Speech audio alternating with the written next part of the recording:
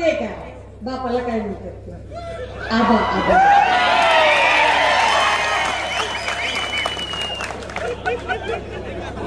मला येताना माझ्या टीम मधला एक जण म्हणत होता ताई ते आबा 9 महिने जेल मध्ये होते की नाही म्हणलं हो की हीच तर खासियत आहे शिवसेनेच्या सगळ्या वाघांची खासियत आहे हे झुकेगा नहीं साला काही वेळेला झुकेगा नहीं साला त्यांना असं वाटलं की ते त्यांच्या ईडी सीबीआय आणि या सगळ्या कचाट्यामध्ये अडकवतील आणि त्यांना मैदान मोकळं होईल पण इतक्या सहजासहजी सुटका होत नसते आम्ही वारंवार असं म्हणतोय की ज्याने कुणी मातोश्री ठाकरे शिवसेना या शब्दांवर आघात केले त्या प्रत्येकाचा चक्रवाढ व्याजासकट हिशोब घेतला जाईल राजे हो ही प्रचार सभा एका उमेदवाराला विजयी करण्यासाठी नाही ही प्रचार सभा फक्त एका व्यक्तीचा प्रचार करायचा म्हणून नाही ही प्रचार सभा राज्यात जी अनागोंदी दहशत गुंडागर्दी असुरक्षितता महागाई बेरोजगारी अनारोग्य वाढलेलं आहे त्या सगळ्यांचं उत्तर म्हणून महाविकास आघाडी स्थापित करण्यासाठी आणि ज्या ज्या बदमाशांनी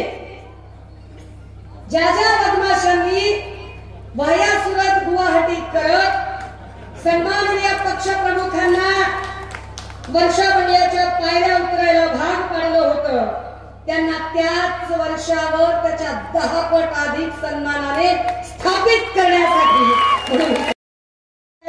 ते लाईट मुळे दिसत नसेल जरा मग लाईट बंद करायला लागेल का एक व्हिडिओ तुमच्या सगळ्यांना दाखवायचा आहे इथल्या सगळ्या ते नंतर बोलूया हा व्हिडिओ दिसतोय का बघूया आपण प्रयत्न करूया बघा प्ले करून दिसत असेल तर ही लाईट घालावी लागेल का काय झालं डायरेक्ट मोबाईल लावायचं ना या सगळ्यांच्या मध्ये का आपल्याला गरज वाटते की आपण इथे परिवर्तनासाठी एकत्र झालं पाहिजे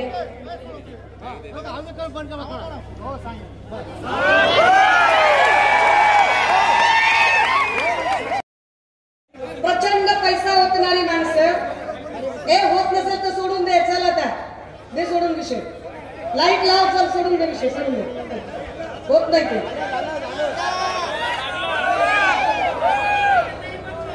अरे राहू देत आता होत नाही तर राहू दे ना सुद्धा असेल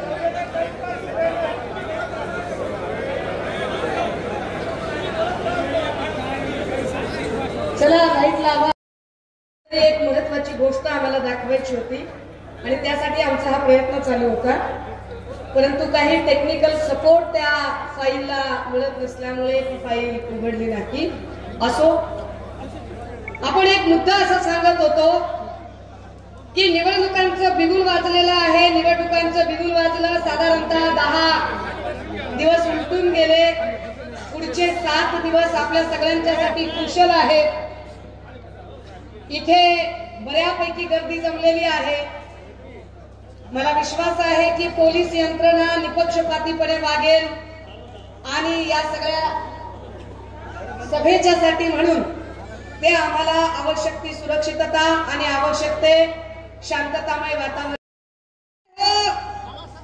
आपल्या सगळ्यांना एकदा शांतपणे सांगितलं पाहिजे भाजपने मागच्या काही दिवसामध्ये एक शब्द वारंवार बोलून गुळगुळीत केला फेक नरेटिव्ह आता हे फेक नरेटिव्ह शब्द करणारी भाजपा मुळात त्यांनी एक नरेटिव्ह सेट करण्याचा प्रयत्न केला होता आणि ते नरेटिव्ह असं होतं ते असं म्हणाले की उद्धव साहेबांनी 2.5 वर्षामध्ये काय केलं आपल्या सगळ्यांना ते 2.5 वर्षात काय केलं हे आम्हाला सांगायचंय. साधारणतः 2 वर्ष संपूर्ण देश ह्यांचे एकदा काय ते एकदा मिटवा बाजूच्याच मिटवा. चष्मेवाले दादा कळलं हो मला कळलं. मी तुम्ही त्याची नोंद घेतली आणि तसं मी बघायची नाही, मी ऐकायची चीज आहे. काय त्यात राजू आपली माणसं तुम्ही गळ्यात मशाल लावून तुम्ही असं करता राहा. राजे हो, 2 वर्ष कोरोनाचा हाहाकार चालू होता. माणूस माणसाला ओळखत नव्हता, बाप बापाला ओळखत नव्हता. इतका कोरोनाचा हाहाकार चालू असताना कुणीही बाहेर येऊ नये अशा पद्धतीच्या वारंवार सूचना सांगितल्या जात होत्या. त्या सूचना अजूनही आपल्याला पाठ झाल्यात. अमिताभ बच्चनचा आवाज डायलर टोन लावल्याबरोबर आपल्या कानात घुमायचा आणि सांगितलं जात होतं की हात धोते रहिए, कम से कम 10 सेकंड तक हाथ धोते रहिए, मास्क पहनिए, दूरी बनाए रखिए, जरूरत नहीं है तो घर के बाहर मत निकलिए, घर में ही रहिए. जनता कर्फ्यू लोकांनी स्वतःहून स्वीकारला आणि लोकांनी तो पाळला. असं का केलं? कारण ही कोरोनाची गरज होती. माणसांना भेटायचं नाही, गर्दी करायची नाही, संपर्कात यायचं नाही, ही गरज होती. आणि त्या काळामध्ये शाळा सुद्धा ऑनलाईन भरल्या, बिझनेसच्या मीटिंग ऑनलाईन झाल्या. लोक एकमेकांना ऑनलाईन वर भेटायची, बोलायची, चर्चा करायची, गप्पा करायची. नातेवाईकांना बोलण्यासाठी आपण व्हॉट्सअप व्हिडिओ कॉल वापरायचो. असंच होतं ना सगळं. या सगळ्या काळात सुद्धा सन्माननीय पक्षप्रमुख आणि त्यावेळचे तत्कालीन मुख्यमंत्री सन्माननीय उद्धव साहेब आपल्या सगळ्यांना याच तंत्रज्ञानाचा आधार घेत भेटायला यायचे, स्क्रीनवर दिसायचे. आणि ते स्क्रीनवर का दिसायचे, ते का येत नव्हते लोकांमध्ये, कारण तो कोरोनाचा काळ होता. पण हा कोरोनाचा काळ होता हे जाणीवपूर्वक बाजूला ठेवत उद्धव साहेब कसे बाहेर येत नव्हते हे सांगायचा प्रयत्न काही बदमाशांनी केला. त्यातला एक बदमाश याही भागात राहतो. काळजी घेतली, घरातल्या माणसासारखी काळजी घेतली. ही 2 वर्ष काळजी घेताना एकीकडे जेव्हा गुजरातमध्ये प्रेत रस्त्यावर जाळली जात होती, उत्तर प्रदेशमध्ये प्रेत नदीवर तरंगत होत होती, त्यावेळेला महाराष्ट्रात मात्र प्रत्येक जाती धर्माच्या इतमामात आणि संस्कारामध्ये त्या प्रेतांची विल्हेवाट लागत होती. आणि प्रत्येकाची अगदी काळजी सुद्धा घ्यायला आरोग्यमंत्री तत्कालीन डॉक्टर राजेश टोपे आणि मुख्यमंत्री उद्धव साहेब स्वतः जातीने काम करत होते. हे फार उल्लेखनीय आहे की कोरोना काळात जेवढे बल्क मृत्यू एका रात्रीत झाले नाही, तेवढे बल्क मृत्यू कोरोनाचा काळ उलटून गेल्यावर आता गद्दार यांचं सरकार असताना, काय तो खेकडेवाला माणूस तानाजी सावंत, हा तानाजी सावंत आरोग्यमंत्री असताना एवढे मृत्यू बल्क मध्ये झाले. घाटीमध्ये झाले, संभाजीनगरला झाले, नांदेडमध्ये झाले, दस्तूर खुद्द कळव्यामध्ये झाले. 2 वर्ष उद्धव साहेबांनी सगळ्यांची काळजी घेतली. 6 महिने कशात गेले. 2 वर्षानंतर अचानक उद्धव साहेबांना मणक्याचा विकार उद्भवला. आजार इतका दुर्धर होता की माणूस जगेल की वाचेल याची शक्यता नव्हती. आदरणीय रश्मी वहिनी आपल्या 2 लेकरांना पंखाखाली घेऊन काहूर भरल्या नजरेने त्या आयसीयूच्या रूम कडे बघायच्या की आपला नवरा आत आहे, आपला नवरा मृत्यूच्या दारेमध्ये आहे, आपली 2 लेकरं आहेत जी अत्यंत सभ्य, सुसंस्कृत आणि सज्जन वातावरणात वाढलेली लेकरं आहेत. काय करावं या सगळ्यांमध्ये. आणि मग उद्धव साहेबांनी आपल्या विश्वासातल्या एका माणसाला बोलवलं. विश्वास याच्यासाठी वाटला कारण तो माणूस 2 दिवसांपूर्वी काहीतरी बोलत होता, मला कोणी हलक्यात घेतलं नाही, मला कोणी हलक्यात घ्यायचं नाही, मला तुम्ही हलक्यात घेतलं म्हणून मी तुमचं सरकार पाडून दाखवलं. अरे दादा, तुला हलक्यात का घेतलं हलक्यात? मुख्यमंत्री शिंदे म्हणतात की मला त्यांनी हलक्यात घेतलं म्हणून मी सरकार पाडून दाखवलं. अहो शिंदे साहेब, तुम्हाला हलक्यात का घेतलं? हो घेतलं, तुम्हाला हलक्यातच घेतलं. आणि तुम्हाला हलक्यात घेणं ही चूक झाली. पण हलक्यात का घेतलं? कारण उद्धव साहेब हा देव माणूस आहे, तो साधा भोळा माणूस आहे. आणि त्या देव माणसाची बायको, आपला देव माणूस, आपला नवरा, आपलं कुंकू, मृत्यूच्या दारात असताना या राज्याचं, या सत्तापाटाचं, या सिंहासनाचं, या मुख्यमंत्री पदाचं काय अप्रूप असणार त्या माऊलीला? आपलं कुंकू जिथे मृत्यूच्या दारात आहे, काय करावं? म्हणले विश्वासानं कुणाला तरी बोलवा. आदित्य दादांनी विश्वासाने बोलावलं एकनाथ शिंदेंना आणि गटनेते पदाचं पद बहाल करत एक कागदात एक अथॉरिटी दिली की चालू तुझ्या सहीने होऊ दे काही काही गोष्टी, गरज पडेल तुला. दिलं होतं कशासाठी कागद, सही कशासाठी केली होती आणि त्याचा वापर कशासाठी झाला? आता पिक्चर काढून दमायला लागले धर्मवीर वगैरे काय काय. अरे आम्ही बी पिक्चर काढू सत्ता आल्यावर. आम्ही काय पिक्चर काढू माहितीये का? आमच्या लहानपणी आम्ही पिक्चर बघितला होता अलीबाबा 40 चोर. आम्ही आता त्याचा सिक्वल 2 करणार आहोत. आम्ही त्याचा सिक्वल 2 करणार आहोत देवेंद्र बाबा और 40 गद्दार. तुम्ही काय केलं? ज्या 6 महिन्याच्या काळात मृत्यूशय्येवर उद्धव साहेब असताना तुम्ही त्यांच्याशी गद्दारी केली, त्यांच्या पाठीत खंजीर खुपसला. काही चंगूर मंगूर लोक माझे व्हिडिओ क्रॉप करून आज फिरवत होते म्हणे छपरी छपरी, एकदम छपरी. हाफ बिर्याणी आणि 30-60 वाले हातवट्टी बर का, चांगले ब्रँडेड बी नाही, कारण त्याला बी माहिती आहे अवकातीनुसार ठेवावं लागतंय. मग असे सगळे 30-60 चंगूर मंगूर वाले व्हिडिओ फिरवायला लागले. आमचा राम, आमचा राम. अबे तुम्हाला राम कळला का बे? राम एक वचनी होते, एक पत्नी होते, एक बाणी होते. रामाने एका वचनासाठी अख्खा 14 वर्षांचा वनवास भोगला होता. अरे तुम्ही सत्ता असताना आणि पद मिळाली होती तेव्हा तुम्ही उद्धव साहेबांना वचन देत होतात आणि बोलत होतात की आम्ही तुमच्या सोबत राहू. एकतर म्हणायचा त्यांनी सांगितलं तर 7 मजल्यावर उडी मारतो, तो सगळ्यात आधी पळून गेला. एक म्हणायचा त्यांनी सांगितलं तर मरून जातो. आणि या गद्दारांचा जो नेता आहे ना, जो नंतर मुख्यमंत्री झाला, तो काय म्हणायचा? उद्धव साहेबांवर असली मंत्रीपद आम्ही ओवाळून टाकतो. म्हणायची की दिला होता की राजीनामा, सभेमध्ये बोलता बोलता राजीनामा दिला होता, दाखवायचा होता व्हिडिओ मला आता. आणि त्या सगळ्या लोकांनी ती वचनं गेली कुठे? अरे प्रभू श्रीराम एक वचनी होते, तुम्हाला काय वचन पाळायचं कळलं? अरे तुम्ही तर साध्या 50-50 खोक्यावारी पळून गेलात बाहेर सुरत गुवाहाटी. तुम्हाला काय हिंदू धर्म कळला? हिंदू धर्म कशाला म्हणतात? की समोरच्याच्या डोळ्यातला, समोरच्याच्या चेहऱ्यावरचा आनंद बघून भरून येणारं मन आणि समोरच्याच्या डोळ्यातला टपोरा थेंब बघून गलबलून येणारा ऊर, या दोन्हीतून वाहणारा जीवन प्रवाह म्हणजे हिंदुत्व. कुटुंब संकटात असताना पळून जाणं म्हणजे हिंदुत्व नाही. कुटुंब संकटात असताना ताकदीनं त्या कुटुंबासाठी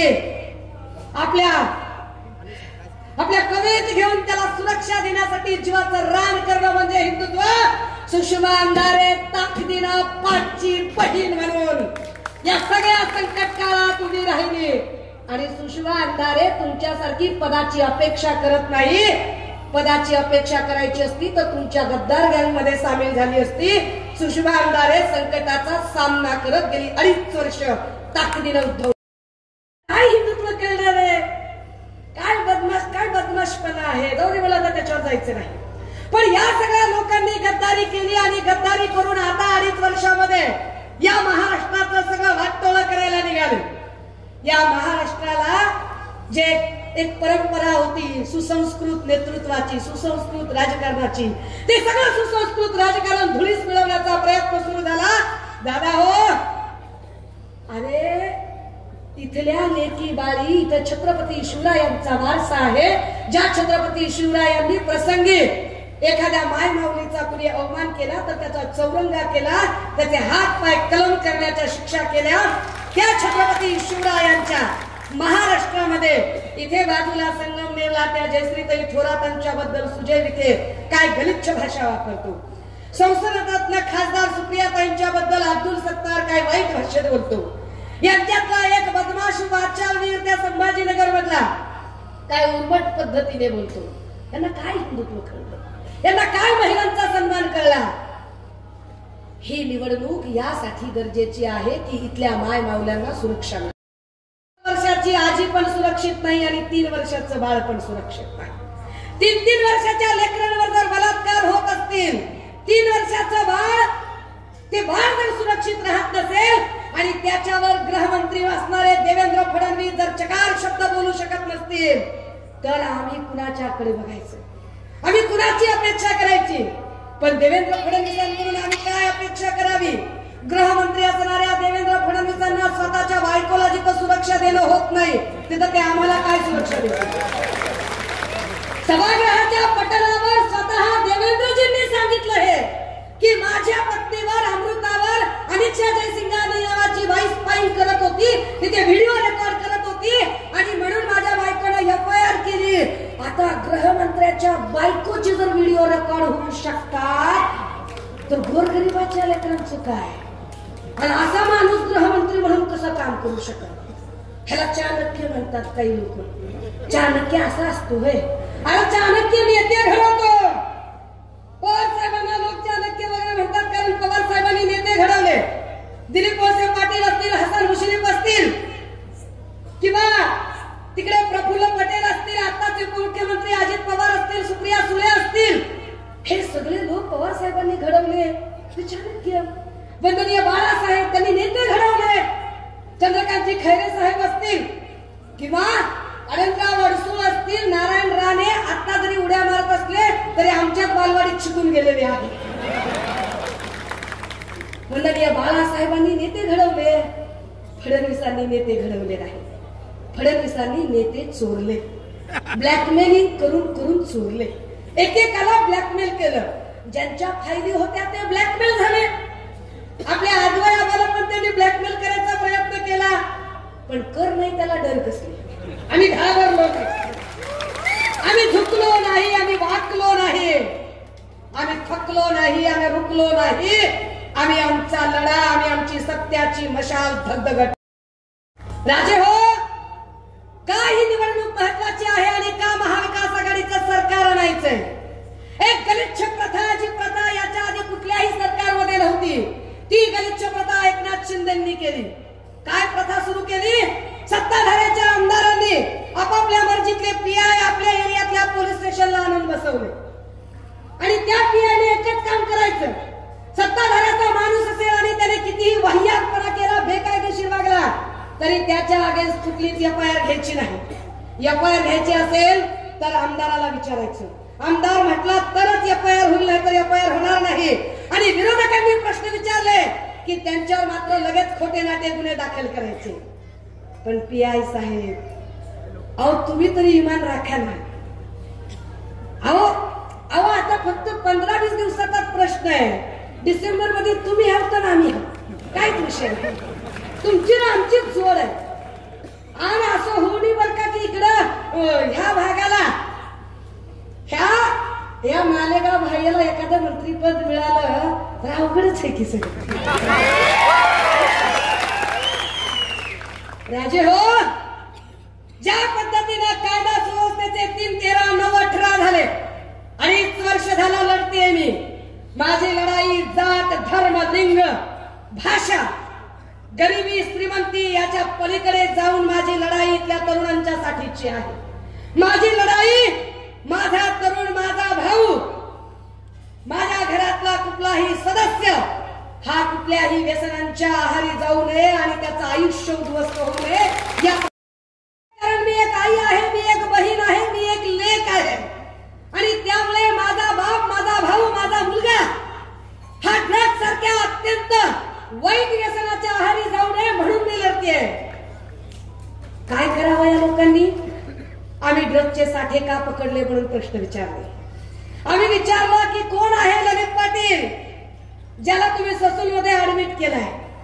मी भल्यातल्या भल्या डॉक्टरांना विचारलं की बाबा असा कोणता आजार आहे की ज्या आजारासाठी साधारण 10-11 महिने एखाद्याला हॉस्पिटलमध्ये ऍडमिट केलं जाईल, कुठला आहे? ते बोलले ताई असं कोणताच आजार नाही. म्हटलं कॅन्सर, केमो वगैरे? तर म्हटले केमोच्या पण पेशंटला सायकल नुसार ठेवतात 15 दिवस वगैरे, एवढं काही सलग काही ठेवत नाही.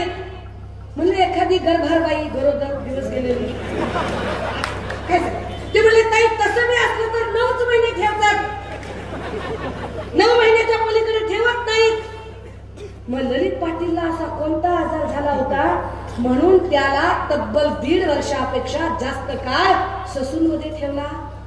कुणाच्या आशीर्वादाने ठेवला? ससून मधलं रॅकेट कोण चालवत होतं?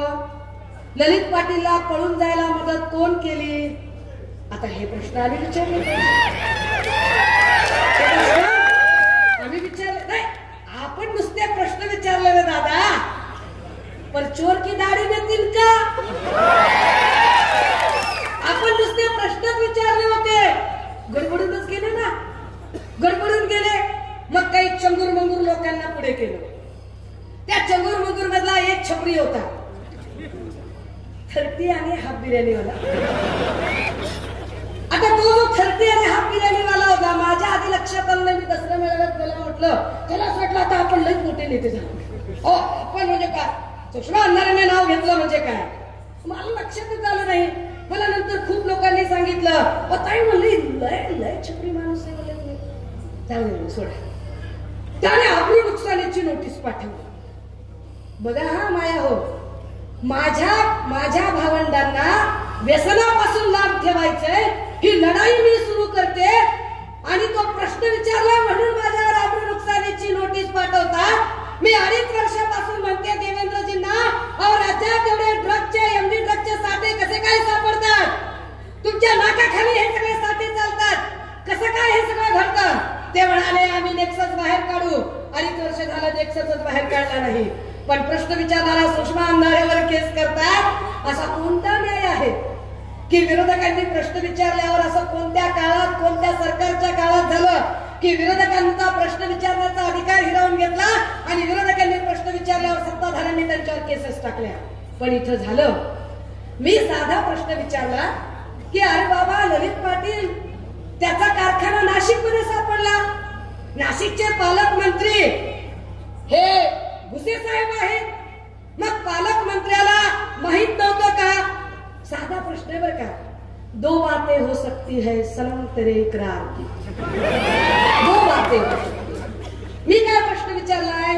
मी प्रश्न असा विचारला की साधं ब्युटी पार्लर जरी उघडायचं असेल तर ब्युटी पार्लर उघडायला सुद्धा परवाना लागतो, शॉप ऍक्ट लागतो, लायसन लागतं, तुमचं शिक्षण पूर्ण झालंय का नाही, काही माल खरेदी करावा लागतो, एखादं शॉप तयार करावं लागतं, गिराईक यावे म्हणून जाहिरात करावी लागते, पिठाची गिरणी जरी टाकली शॉप ऍक्ट लागतं, लायसन लागतं, लाईट बिल भरावं लागतं. असतात किती गोष्टी.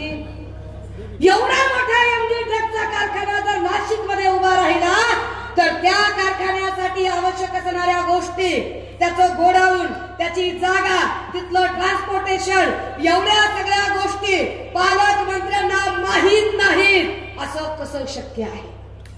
साधा प्रश्न कसं शक्य आहे?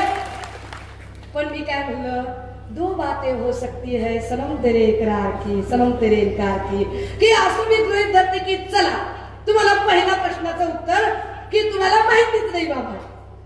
जर तुम्हाला माहित नाही एवढी मोठी गोष्ट तुमच्या एरियात घडत होती तर तुम्ही कसले पालकमंत्री? तुम्ही काय कॉप्या करून पास झालेले आहात का?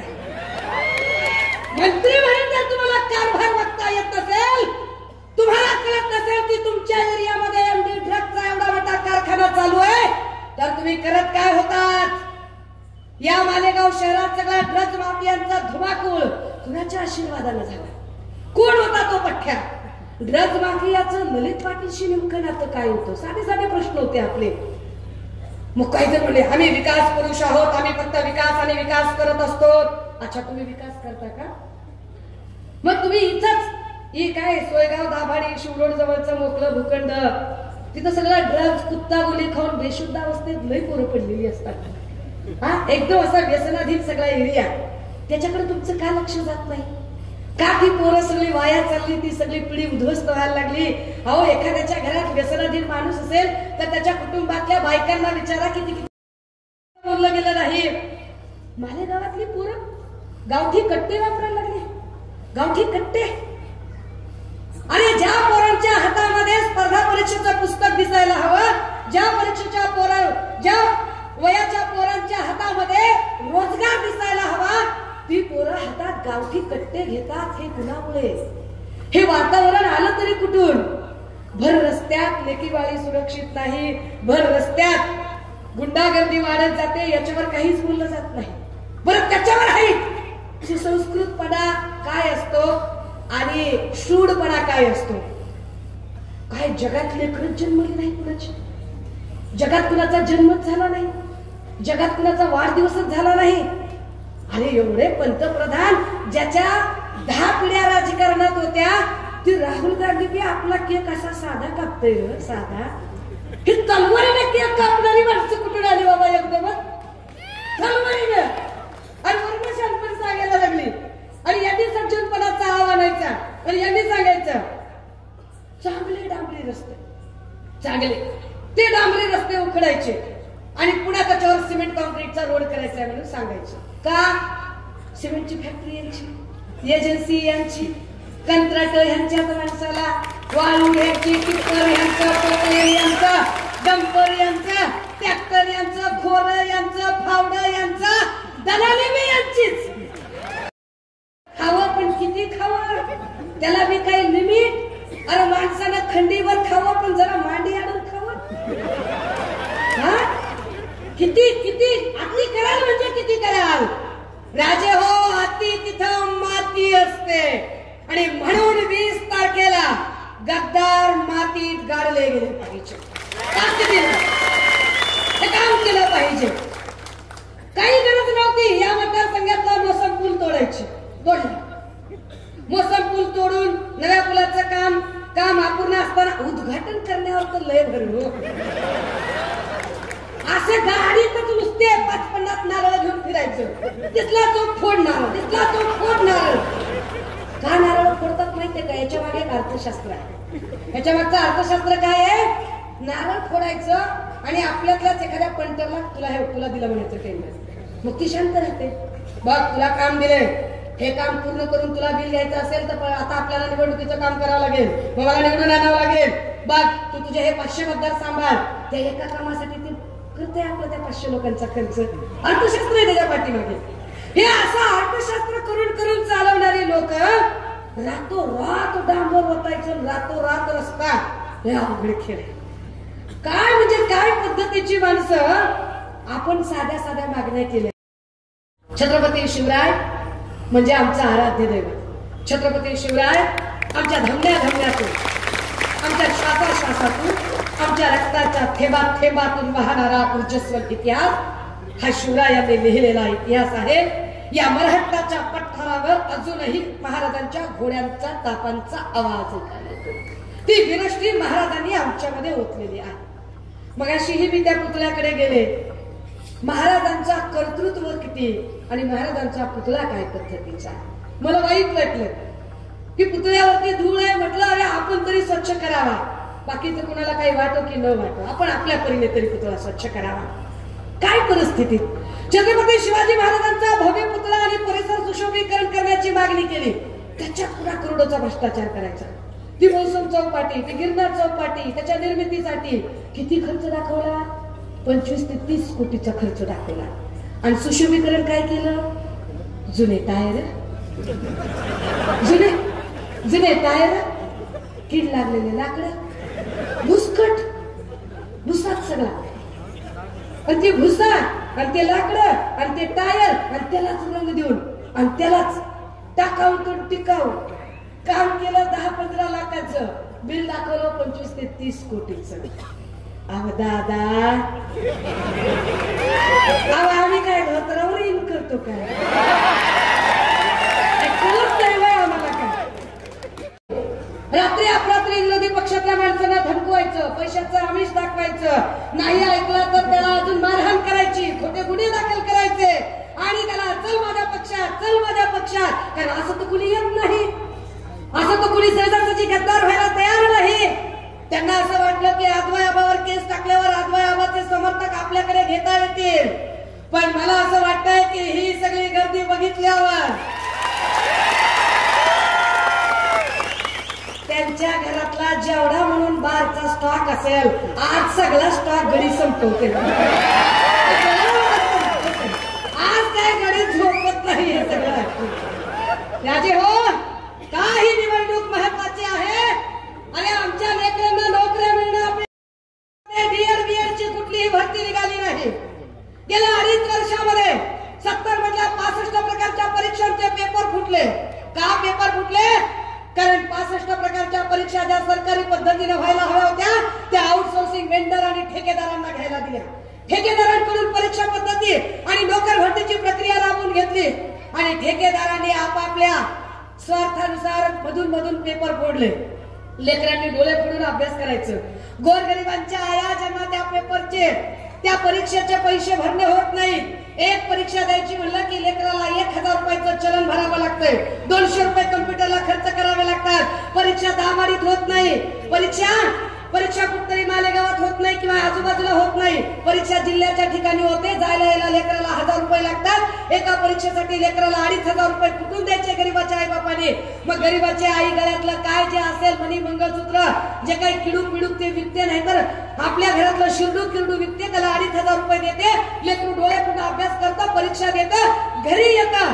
माय बापाला वाटते आता लेकराला नोकरी लागेल आणि पेपरला बातमी येते पेपर फुटला, भरती रद्द. किती भरत्या रद्द केल्या यांनी? 65 प्रकारच्या भरत्या रद्द केल्या. कशा रद्द झाल्या 65 प्रकारच्या भरत्या? आउटसोर्सिंगचा ठेका कुणाला दिला होता? आउटसोर्सिंगचा ठेका दिला होता बीबीजी क्रिस्टल कंपनीला. बीबीजी क्रिस्टल कंपनी कुणाची? प्रसाद लाडची. प्रसाद लाड कुणाचा? देवेंद्र फडणवीसांचा. देवेंद्र फडणवीस कुणाचे? भाजपचे. भाजप कुणाची? अदानी अंबानीची. वाली कोण? तुम्ही ड्रग्ज माफियाची वाली, तुम्ही ठेकेदारांची वाली, तुम्ही कमिशन खाणाऱ्या दलालांची वाली. गोरगरिबांचं कोण? राजे हो, ही निवडणूक का गरजेची आहे? कारण गोरगरिबांचा विचार मांडायचा असेल तर आम्हाला महाराष्ट्राच्या सत्तास्थानी पुन्हा एकदा उद्धव बाळासाहेब ठाकरे यांना स्थापित करायचं. आणि उद्धव साहेबांना स्थापित करायचं असेल तर अद्वय आबासारखा एक शिलेदार इथून निवडून द्यावाच. अद्वय आबाची लढाई ही अद्वय आबाची लढाई नाहीये. ही एकट्या अद्वय हिरेंची लढाई नाही. ही लढाई मालेगाव मधल्या प्रत्येक त्या पीडिताची लढाई आहे. जो इथल्या ड्रग्ज माफियांना त्रासलेला, इथल्या वाळू माफियांना त्रासलेला आहे, इथल्या या लोकांच्या सौदेबाजीला, यांच्या गुंडागर्दीला, यांच्या दहशतीला, यांच्या दडपशाहीला जो माणूस त्रासलेला आहे त्या प्रत्येकाची ही लढाई आहे. म्हणून ही लढाई आपल्याला लढायची. नाशिकला आले आणि मी म्हटलं की मला एक नाशिक मधून पत्र आलं, बाबा ते छोटी भाभी, बडी भाभी, कुत्ता गँग, गोली कुत्ता असं बोला. त्याच्यात माहिती होती सगळी. मी नुसतं एवढं बोलले बघा. आमच्या गावाकडे एक म्हण आहे, नाक खाजवलं नक्तवर म्हणत. नुसतं आपण नाक खाजवलं तर नक्तवर म्हणत. आम्ही नुसतं बोललो आणि काय लागलं बाबा ह्यांना असं दना झोंबलं लगेच. अरे का झोंबतंय तुम्हाला? बाकी कुणालाच झोंबत नाही, तुम्हालाच महाराष्ट्रात का झोंबतं? काय संबंध आहे तुमचा या सगळ्या लोकांशी?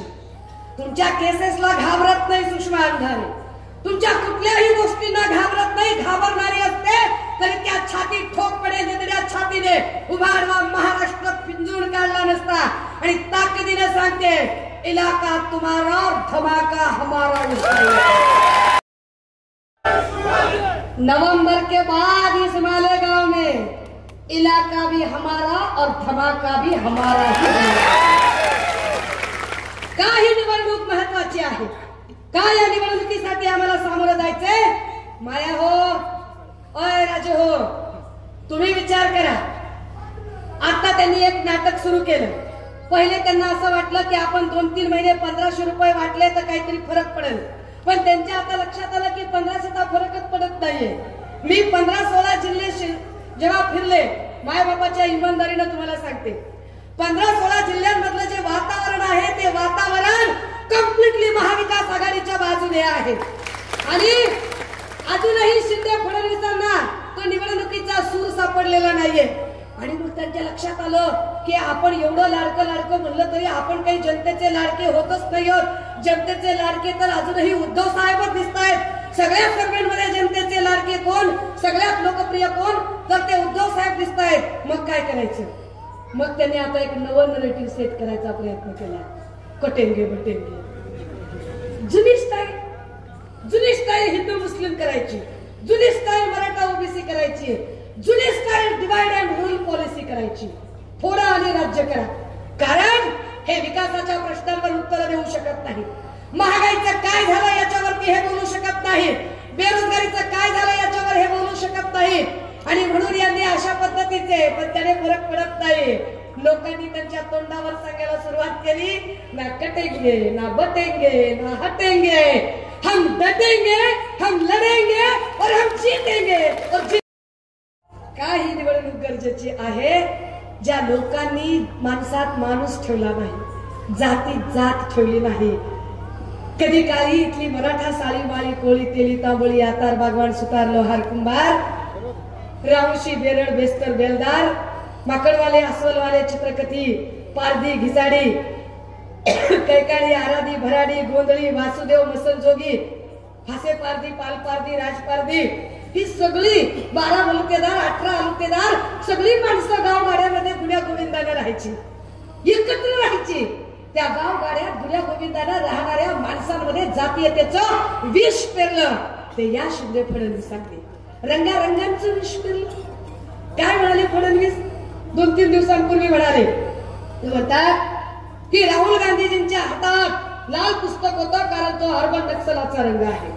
लाल पुस्तक माहितीये ते लाल पुस्तक कशाचं होतं? हे माझ्याकडे आहे बघा. हे लाल पुस्तक आहे माझ्या हातात. कशाचं पुस्तक आहे? हे पुस्तक आहे या देशामध्ये शिक्षण कसं घ्यावं, घर कसं घ्यावं, जागा कशी घ्यावी, बांधकाम कसं करावं, नोकरी कशी मागावी, प्रमोशन कसं मागावं, अपघाताचा विमा कसा मागावा, शेतीचा सातबारा कसा भरावा, जगावं कसं, मरावं कसं, पुरावं कसं, या प्रत्येक गोष्टीचा कायदा सांगणारं हे पुस्तक म्हणजे भारतीय संविधान. या संविधानाला नक्सली ठरवतात देवेंद्र फडणवीस. या संविधानाला या लाल रंगामुळे, अरे पण रक्ताचा रंग पण लालच असतो ना. आणि ज्या श्री गणेशाचं नाव आपण घेतो आणि सांगतो ओम गम गणपते नमः वक्रतुंड महाकाय सूर्यकोटी समप्रभम निर्विघ्नं कुर्मे देव सर्व कार्येषु सर्वदा, किंवा अथर्व शीर्षामध्ये सांगताना जे आपण म्हणतो त्वमेव प्रत्यक्षं तत्त्वमसि त्वमेव केवलं कर्तासि त्वमेव केवलं हर्तासि त्वमेव केवलं कर्तासि त्वं साक्षात् आत्मासि नित्यं, हे जे म्हटलं होतं ना त्यांना, अबे तुमच्यापेक्षा नाव लय कडवा हिंदुत्ववाद माझ्यात भरलेला आहे. मी काय सांगता, पण आम्हाला तुमच्यासारखं नाटक करायची गरज पडत नाही. बाटगा अधिक कडवा असतो, ओरिजिनलला सांगायची गरज पडत नाही. ओरिजिनल असतात. अरे राजे हो, आमच्याकडे गणपतीतलं चांगलं गाणं आहे. कसा गणपतीचा गोंडा बघा, चौरंगी लालबा वटाग ग, चौरंगी लालबा वटाग. आता गणपतीचा गोंडा चौरंगी लाल मावटा म्हटलं काय, तुम्ही त्याला नक्सली म्हणाल? मग तुम्ही गणपतीच्या त्या गाण्याला नक्षलवादाचं गाणं म्हणाल? देवेंद्र फडणवीसजी, या पुस्तकाला नक्सली ठरवत, हे पुस्तक हाताच्या आहे त्याला नक्सली ठरवत. तुम्ही या नुसत्या संविधानाचा अपमान केला नाही तर हे संविधान लिहिणाऱ्या विश्वरत्न डॉक्टर बाबासाहेब आंबेडकरांचा प्रयत्न. का महाविकास आघाडी लोकांनी महापुरुषांचा अपमान केला? 10 वर्षापूर्वी इथे नरेंद्र मोदी आले आणि म्हणाले की हिंदू मिलला आम्ही बाबासाहेबांचं स्मारक उभं करू. कुदाळ मारून गेले. 10 वर्षात एक वीट उभी केली नाही.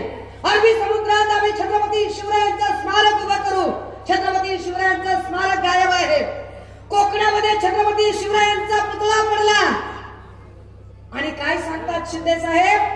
एकनाथ शिंदे म्हणाले ताशी 45 किलोमीटर वेगानं वारं वाहत होतं. आधी माहित नव्हतं का तुला?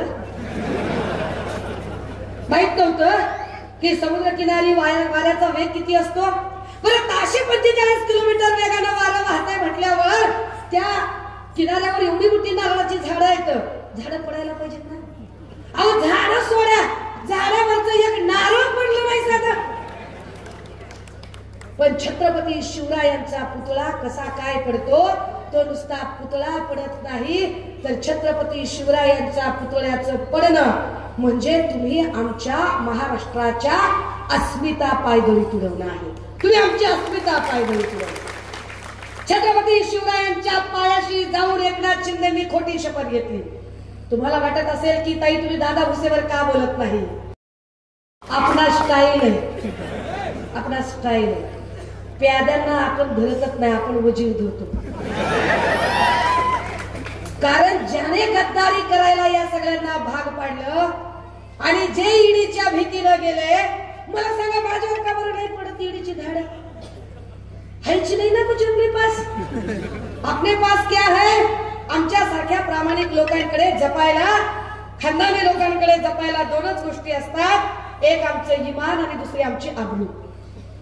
आम्ही आमची आबरू जीवापाड जपतो, आम्ही आमचं इमान जीवापाड जपतो. पण इमान विकून खाल्लेली माणसं, जी माणसं सातत्यानं, म्हणजे दादा भुसेच्या बद्दल एक किस्सा तर आदित्य दादा सांगतात की अक्षरशः बोलताना असं पोटातलं पाणी ढवून दिलं नाही पठ्ठ्याने आणि तिकडे जाऊन लगेच गद्दारी करून घेतात. बरं काय असा झेंडा लावला बरं. तुमच्याचकडे सगळं तुमच्याकडे. म्हणजे ट्यूबलाईटची एजन्सी तुमच्याचकडे, सिमेंटची एजन्सी तुमच्याचकडे. काय इथे समजा काही एखादा कोको कोला घ्यायचा असेल त्याची एजन्सी तुमच्याचकडे, पेप्सीची एजन्सी तुमच्याकडे, फ्रीजची एजन्सी तुमच्याकडे. काय चुना पुढील गायछापची एजन्सी बी ह्यांच्याचकडे. दुसऱ्याने काही खायचंच नाही, दुसऱ्याने काही जगायचंच नाही. सब माल अंदर कार्यक्रम. छत्रपती शिवरायांचा अपमानाचा जर बदला घ्यायचा असेल तर दादा हो किती नंबरला. 2 नंबरच्या धंदे करणाऱ्या लोकांना धडा शिकवायचा असेल तर 1 नंबरचं. आणि हे 1 नंबरचं बटन दाबताना माया हो, अय दादा हो, नीट विचार करायचा. त्यांनी आता लय जाहिराती केल्या बरं का. मला सांगा माय बाप्पाच्या इमानदारीनं तुम्ही तुमच्या बहिणीची लग्न लावून दिली, आपापल्या आईपतीप्रमाणे लावून दिली, फाटाफाटात लावून दिली. 2 लाख खर्च केला, 5 लाख खर्च केला, 10 लाख खर्च केला. लग्नाच्या मांडवात बहिणीला तुम्ही जेव्हा काय कुकर दिला, मिक्सर दिला, फ्रीज दिला, टीव्ही दिला, सोफा दिला, खुर्ची दिली, त्याच्यासोबत बॅनर लावला का. लाडक्या बहिणीच्या लग्नात 5 लाख खर्च केले, लाडक्या बहिणीच्या लग्नाला 10 लाख रुपये केला का बॅनर. कधीतरी तुमचा भाऊ तुम्हाला भेटायला आला नाही आणि भाऊ भेटायला आला आणि भावानं कुरवडी आणली, पापडी आणली, लोणचं आणलं आहे की नाही. कधी कधी डाळ आणला, काय ज्वारी आणली, बाजरी आणली. असेच तुम्ही बोलला असाल दाजीची लय गळगळ चालली रे आणि पोराची बी बघ ट्युशनची फीस भरायची. दादाने इकडे तिकडे बघत असेच 5-10 हजार रुपये तुमच्या हातात घातले. दादाने जाऊन बस स्टँडला बॅनर लावला का लावला नाही. तो खरा दादा आहे आपला, तो आपला खरा भाऊ आहे. त्याला बहिणीच्या नात्याचा मान करतो, त्याला बहिणीच्या नात्याचा सन्मान करतो. ह्यांना बहिणीचं नातं बितं काही कळत नाही, यांना फक्त मतांची वोट बँक करते आणि म्हणून हे ऍडव्हर्टाईज करतात, प्रत्येक गोष्टी जाहिरात करतात. अरे पण जाहिरात कुणाची असते आम्ही वारंवार म्हणतोय. आम्ही वारंवार सांगतोय की तुम्ही टीव्ही बघता, नेटफ्लिक्स बघता, अमेझॉन बघता, काय वाटतं ते मोबाईल स्क्रोल करता, लय जाहिराती बघता. आणि जाहिरात पुस्तकाची येते का, जाहिरात तुपाची येते का, बदामाची येते का, मनुक्याची येते का, सुकामेव्याची येते का, योगाची येते का, कीर्तनाची येते का, पंचकर्माची येते का, वेदकर्माची येते का. नाही. जाहिरात कशाची येते. जंगली रमी पे आओ ना महाराज. जाहिरात कशाची येते. खूप जमेगा जब मिल बैठेंगे 3 यार, आप मैं और बैक पैक सोना. जाहिरात कशाची येते. बोलो जुबा. जाहिरात वाईट गोष्टींची असते, जाहिरात वाईट गोष्टींची असते. शिंदे फडणवीस वाईट विचारांचे आहेत म्हणून त्यांना जाहिरात करावी लागते. वातावरण कसं आहे ते म्हटले, वातावरण लय भारी आहे ताई पण पैशाचा पूर आहे. हो इथंच नाही, सगळीकडे पैशाचा पूर आहे. पण या वेळेला महाराष्ट्राच्या जनतेने ठरवलं दाबून पैसे घ्यायचे आणि दणकावून मशाल मारायची. काय पैसे काय तुमच्या बाचे आहेत, पैसे आपल्याच कष्टाचे येतो. कशाला घाबरायचे आपण पैशाला, आपलेच पैसे येतं. जायचं ईव्हीएम मशीनला आणि ईव्हीएम मशीनचं बटन दाबताना लक्षात आणायचं डाळीचा भाव किती झालाय, एवढा वाढलाय, दाब मशालीचं बटन. तेल कितीला वाढलंय, दाब मशालीचं बटन. आपल्या सोयाबीनला भाव देत नाही, दाब मशालीचं बटन. आपल्या लेकरांना ड्रगच्या नादाला लावतोय, दाब मशालीचं बटन. असं कुरकुरू मशाल चालवायची. आत्या मालेगावात इथून आली, तिकडून आली, कुठून बी आली तर मशालच. पेटी उघडली की मशालच पेटी पाहिजे. का करायचं हे? कारण महाविकास आघाडीने ठरवलं की आम्ही महालक्ष्मी समृद्धी योजनेअंतर्गत महिलांचं आर्थिक सक्षमीकरणासाठी ते महिना 3000 तर देऊच हो, पण त्याच्या जाहिराती करणार नाही आम्ही. ते तर देऊच देऊ, पण सगळ्यात महत्वाचं महाराष्ट्राच्या लेकी बाळींना सुरक्षितता मिळाली पाहिजे यासाठी आज सन्मान्य पक्षप्रमुख उद्धव साहेबांची बॅग तपासली. काल पण बॅग तपासली. मीडियावाल्या हो तुमच्यासाठी खुरक चला घ्या. त्यांना अजून पंचलाईन मिळाली नसेल तर तुम्हाला दिली पाहिजे. काल बॅग तपासली, आज बॅग तपासली. आज तर साहेब म्हणले बाबा तुम्हाला एवढ्या बॅगा तपासायचा नाद आहे तर मी माझी 2 माणसं कमी करतो, माझे कपडे धुण्याचं बी काम आणि माझ्या बॅगा उचलण्याचं बी काम तुम्हीच करून टाका. लक्षात घ्या, निवडणूक आयोगाने आमच्या बॅगा तपासण्याला मनाई नाही. त्यांनी आमच्या बॅगा तपासाव्यात, त्यांनी आम्हाला वाहन परवाने विचारावे, त्यांनी सगळं करावं. पण हे सगळं करताना ते फक्त उद्धव ठाकरेंचंच का? कशासाठी? काय नॅरेटिव्ह सेट करायचंय तुम्हाला? काय तुम्हाला दाखवायचंय? तुम्हाला हे दाखवायचंय का की आम्ही तुमच्या नेत्याची बॅग चेक करू शकतो, तर आम्ही तुमच्यावर तर कुठली केस टाकून तुम्हाला अडकवू शकतो? तुम्ही दबाव निर्माण करून पाहताय, तुम्ही घबराटीचं वातावरण तयार करण्याचा प्रयत्न करताय. पण तुमच्या या घबराटीच्या वातावरणाला आम्ही भीक घालत नाही. आमचं म्हणणं एवढंच आहे की उद्धव साहेबांची किंवा आमच्यापैकी कुठल्याही जे आम्ही सभा घेतोय, राज्यभर फिरतोय, आमच्या कुणाच्याही बॅगा तुम्ही तपासाव्यात. पण आमच्या बॅगा तपासत असताना तुम्ही शिंदे, फडणवीस, पवारांच्या बॅगा कधी तपासल्या? तर त्यांच्यातला HD व्हिडिओ स्पेशालिस्ट तो किरीट सोमय्या, ते व्हिडिओ आले होते ना काहीतरी लय चांगले व्हिडिओ. तो HD video specialist Kirit Somaiya म्हणतोय की लोकसभेला आजच्या तारखेला एकनाथ शिंदेचा सुद्धा एकनाथ शिंदेची बॅग जेव्हा तुम्ही तपासली तेव्हा तुम्ही 50 प्रकारचा मीडिया तिथं नेला, जाणीवपूर्वक एक फार्स केला आणि फार्स करून दाखवलं की बघा बघा बॅग तपासली. पण ते तुम्ही लोकसभेला केलं. उद्धव साहेबांची बॅग तपासताना एकही मीडिया तिकडे नव्हता. जे व्हिडिओ आले ते व्हिडिओ उद्धव साहेबांनी स्वतः रेकॉर्ड केलेले होते. गेली 10 दिवस शिंदे, फडणवीस, पवार राज्यभर फिरत आहेत, पण 10 दिवसात त्यांची एकदाही बॅग तपासली जात नाही. याचा अर्थ मुख्यमंत्री पदावरच्या एका अत्यंत प्रतिष्ठित आणि कोरोना काळात काम केलेल्या, जगभरात लोकप्रिय ठरलेल्या व्यक्तीचं ठरवून प्रतिमाहनन करण्याचा हा प्रयत्न भाजपाकडून होत आहे. मात्र उद्धव साहेबांवर प्रेम करणारी महाराष्ट्रातली जनता तुमचा हा गलिच्छ प्रकार अजिबात सहन करून घेणार नाही आणि ते तुम्हाला धडा शिकवल्याशिवाय राहणार नाही. आपल्याला उभं राहायचं आहे आणि म्हणूनच ही दडपशाही जर मोडून काढायची असेल तर मतदान प्रक्रियेत आपल्या सगळ्यांना सहभागी व्हावं लागेल. मग त्यांनी काही अजून काही चंगूमंगू गोष्टी केल्या. काही अपक्ष उभे करायचे, 10-20 अपक्ष उभे करायचे. मग अमुक एका समूहाचं मतदान असेल तर त्याच समूहातनं 10 उभे करा, या समूहातनं 5 उभे करा, त्या समूहातनं 5 उभे करा, त्यांना 10-20 लाख रुपये देऊन काहीतरी करा. ही जी नाटकं असतात ही मत आडवा आणि मत जिरवाची नाटकं असतात. हे मत आडवा आणि मत जिरवाचं जे राजकारण आहे ते राजकारण तुम्हाला सगळ्यांना कळलं पाहिजे. तुमच्या निकालावर हे अवलंबून आहे की मालेगावची जनता गद्दारांना साथ देते की मालेगावची जनता इमानदारीवर भरोसा करून इमानदार माणसाच्या सोबत उभी राहते. राजे हो, तुमच्या समोर असणारा उमेदवार त्याच्या नुसत्या नावात हिरे नाही तर तो अस्सल हिरा आहे. आणि या अस्सल हिऱ्याला स्वर्गीय भाऊसाहेब हिरे यांची दैदिप्यमान परंपरा आणि वारसा लाभलेला आहे. हा एक प्रचंड मोठा दैदिप्यमान वारसा ज्या कुटुंबाला लाभलेला आहे त्या कुटुंबातून अद्वय आबा या मालेगावसाठी एक फार मोठं आव्हान पेलू इच्छितात. आणि ते आव्हान पेलताना त्यांनी एवढ्या संकटांचा सामना केला तरी सुद्धा त्या संकटांसमोर ते अजिबात झुकले नाही. त्या संकटांचा सामना करत त्यांनी ठामपणे सांगितलं की काहीही झालं तरी मी तुम्हाला पराभवाची धूळ चाकल्याशिवाय राहणार नाही.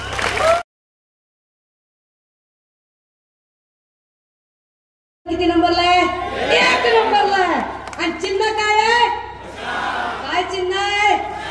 काय चिन्ह रे? मागच्या हो काय चिन्ह आहे?